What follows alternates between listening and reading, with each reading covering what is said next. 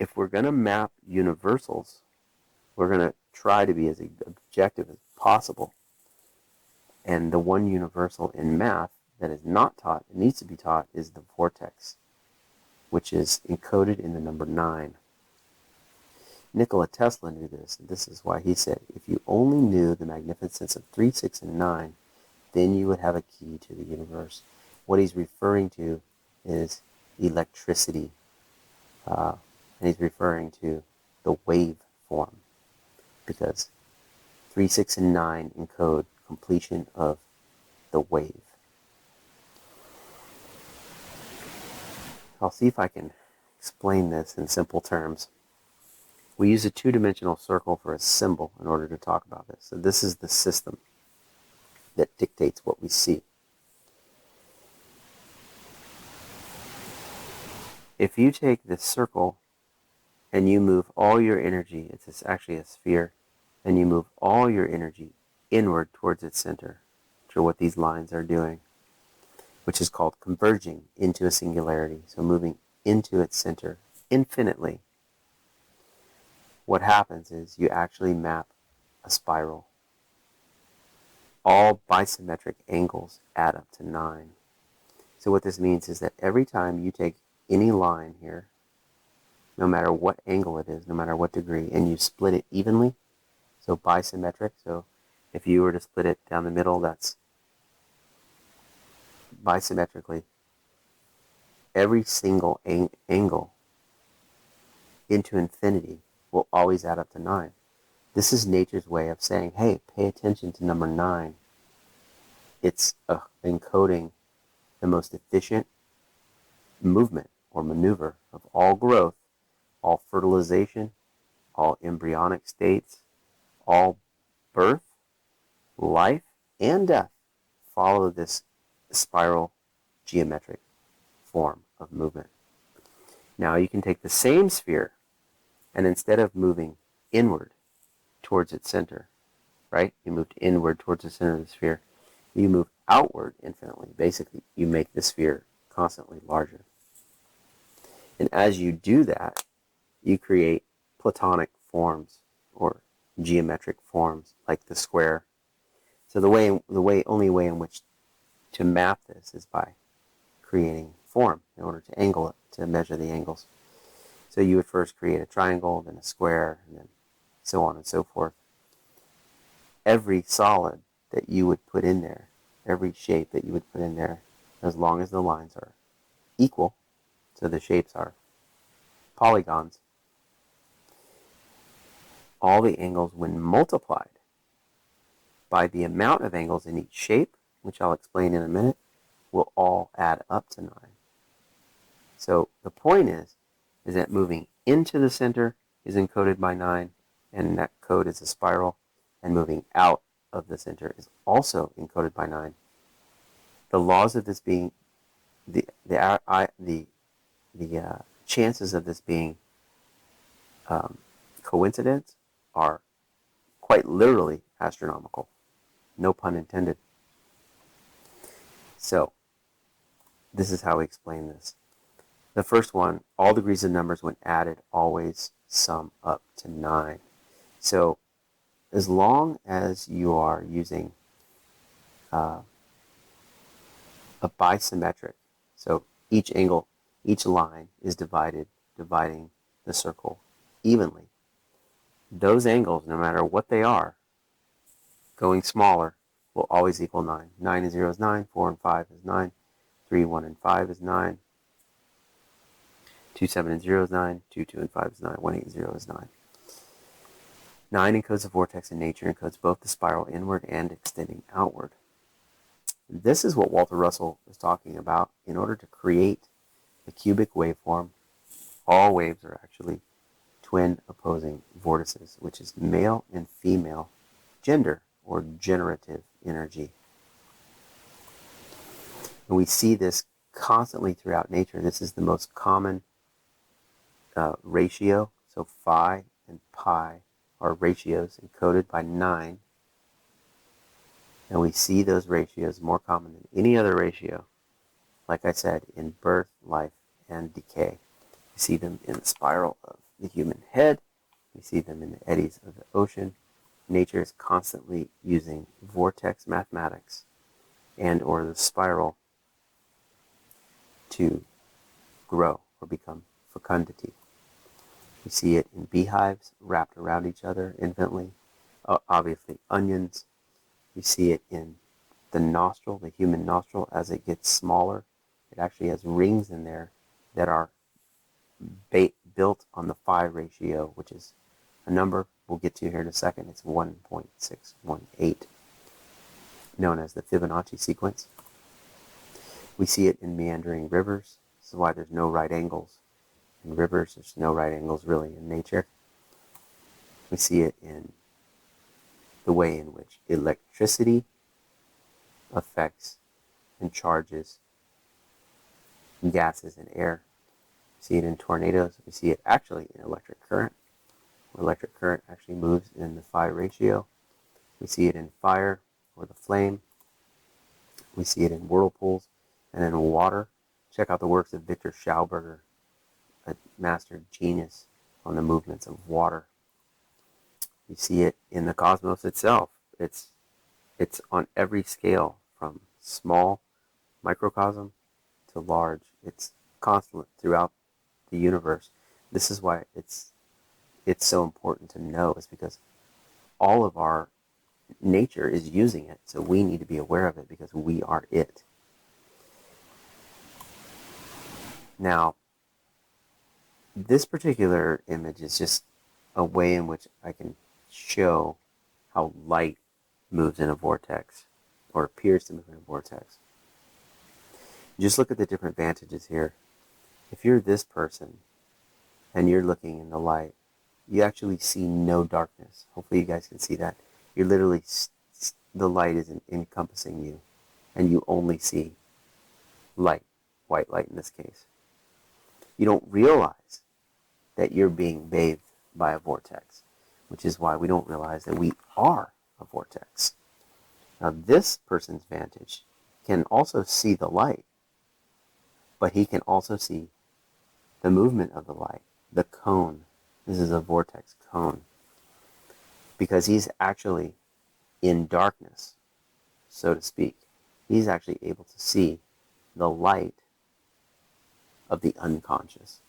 This is the way in which the human psyche works as well. So what we call darkness is actually just light in which we are not actually viewing correctly, or nature in which we are not viewing correctly. So we need to be able to view our unconscious by bringing light, this is inner light, awareness light, into the darkness and face the fears that are there in order to become sovereign beings. We see the vortex in the human belly button. We see the phi ratio, which is the vortex, in the building blocks of the human body. Each ratio to the next is actually 1.618. We see it in phyllotaxis, the way in which plants grow, both if you were to look at them from the side. Each new branch is actually going to start at a ratio of 1.618 from the previous branch, all the way up the tree. And then you see it in the way in which each leaf comes out. Each leaf comes out not directly above the one below it, but just to the side a little bit. And then the next one to the side a little bit. And they actually come out in a circular pattern, or a spiral, which is actually a vortex cone. So quite literally, the light that you just saw here in the vortex cone is the ethereal version of this, of the way in which plants grow and form, as well as the human body, as well as every other thing you've ever seen. Now, this is an interesting thing about the solar system. I do a lot of work on the electric universe model, and this is the part in which mainstream science just has the hardest time admitting. But if phi is so common that it's in all of our plants and animals. It's in the building blocks of minerals. It's in the way in which molecules form, embryos form. It's the way in which air moves, water moves. It's everywhere. So the interesting thing is that a gentleman named Bode was was a physicist studying electrical current. He mapped out long before we realized this that electrical current actually moves and spirals in its intensity. So its wave amplitudes and how they stack up are follow the phi ratio in electric current. This is how the electric universe model is so sound. Then he had the bright idea to see if this actually works with the spacing of the planets. And lo and behold, it did, which is incredible. It's amazing that the first 7 planets in our solar system are actually based on Bode's law. And Bode's law is based on the vortex mathematics of phi. And here is the actual numbers. So this is Mercury, Venus, Earth, Mars, so on and so forth. And you can see the prediction using Bode's calculations, using Bode's law, using the phi ratio of electric current, 0.4, the actual observation by astronomy, found by astronomy, 0.39, pretty damn close, 0.7, 0.72, 1.0, right on 1.0, 1.6, 1.52, 2.8, 2.77. So he's incredibly accurate in measuring the movements of the planets based on electrical current, based on phi, 1.618. Here's just a visual of those little balls that perpetuate motion, right, as they move. Now, the thing you have to understand is that these balls, when not moving, are just in a straight line. But notice them. Notice the pattern that they make. Yes, they're hung on a string, but notice the pattern they make on their own when perpetual motion occurs. It's a serpent. It's a sine wave. It's a vortex cone. It's a spiral. You see it in cloud formations. You see it in the dichotomy and angles of a fruit, because the seed literally bursts the fruit from within with twin opposing vortexes. This is how all matter is formed.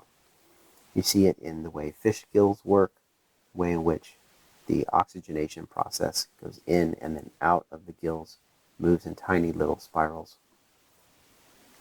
Obviously, you see it in hurricanes. And of course, there's no difference between the movements of the microcosm and the movements of the macrocosm. These energies, as above, so below, from the tiniest to the largest, are all moving on the same harmonic of the spiral or phi ratio, encoded by the number 9. We also see it in the building blocks of water, the way in which water flows naturally, as well as water droplets coming out of a hose, the way in which electric current moves down an electric wire, goes in an arcing spiral of phi. This is a cone cell. Notice the name, it's called a cone cell. The reason why it is shaped that way, because it is built on a vortex mathematic of 9. We see it in our most sacred, ancient architecture, because this knowledge is not new. It is very old. This is a hermetic teaching of the West. It's also taught in the East. And this is a picture of your pineal gland, which sits right in the center of your head. And the word pineal is where we get the word pine, because it looks like a little pine cone. And this is why you'll see it. This is actually on a staff in Egyptian iconography of the 2 serpents, which actually represent the spiral. And then the pine cone at the top actually represents the pineal gland, or enlightenment. And lo and behold, you would have to ask yourself, why in which there is a 20-foot tall pine cone in the center of the Vatican? What is so special about the pine cone? Why would they be worshiping and displaying the pine cone? Reason being is because it is on the Pope's staff, as well as ancient iconography of Dionysus.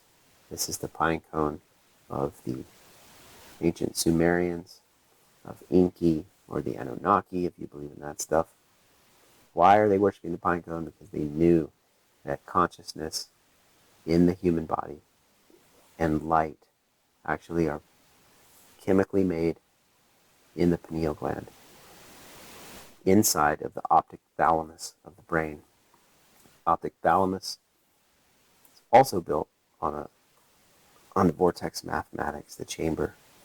We see it encoded in Angkor Wat, as well as all kinds of temples all over the world. They are showing you through symbol their knowledge of the pineal gland, their knowledge of enlightenment. This is actually called the Temple of Light. My point is that the universe is not atomic little balls moving around. The universe is actually, if we look at nature, is actually moving in spirals. All things move in spirals. And this is actually the way in which the solar system should be viewed. Is it's not a flat pancake. It's a ring, a corkscrewing ring system which creates energetic waves through the spiral.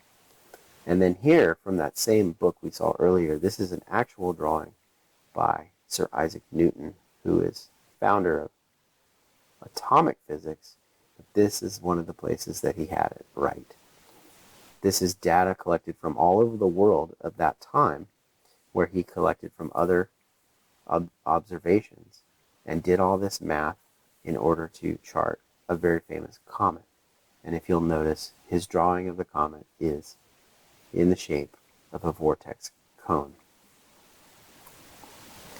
Again, the language of math is still a philosophy, just one approach to describing the nature of reality. Here's some more information on the harmonics of 9 being encoded in the solar system. Harmony, again, the balance between the sun, the moon, and their light. The sun's radius is 432,000 miles, which is encoded in my book. The moon's diameter is 2,160 miles. Half of the 432 is 216. So immediately we see that there's a relationship, mathematical relationship between the sun's radius of 432. Half of 432 is 216. The moon's diameter is 2,160 miles. So obviously a relationship or a harmony involved there, because they are equally divided. So if you add 4, 3, and 2, you get 9. If you add 2, 1, and 6, you also get 9. If you double 4, 3, and 2, you get 864, which just so happens to be 864,000 is the diameter of the sun. Again, the diameter, the radius of the sun in relationship to the moon are all harmonics of 9.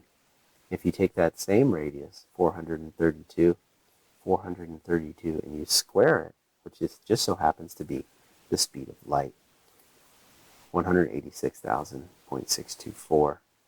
All these numbers have a digital root of 9. So this is a more accurate description of the movements of the universe and dimensionality. These are constantly arcing spirals, yet you can perceive a square or a rectangle within them. So this is sort of an encrypted code. And this is where you get the cubic waveform of Walter Russell. I won't go into that, but it's incredible. You should definitely watch it. Read it. We also see vortex in the way in which water moves, but this just happens to be actual pictures of someone's urine stream. Notice they're naturally moving on their own in a vortex or a spiral undulation. This is the way in which all waves move. The universe of the nautilus shell, classic snail or nautilus, is the perfect icon of the Fibonacci sequence. We see it also in sound, cymatics, which is electric sound. And so this is a speaker that is a flat plate with sand on it. And they run electric sound current through it in certain frequencies that are harmonic and that are dissonant. And the harmonics, like 432 hertz, which is a harmonic of the sun, lo and behold, we get what we call cymatic patterns. And they just so happen to be perfectly balanced and geometric. And so in the beginning was sound. In the beginning was the word. These are actual images of cymatic tones. Look a lot like chakras, don't they? Chakra. The word chakra literally means cha or chi, means energy. Ra means the sun.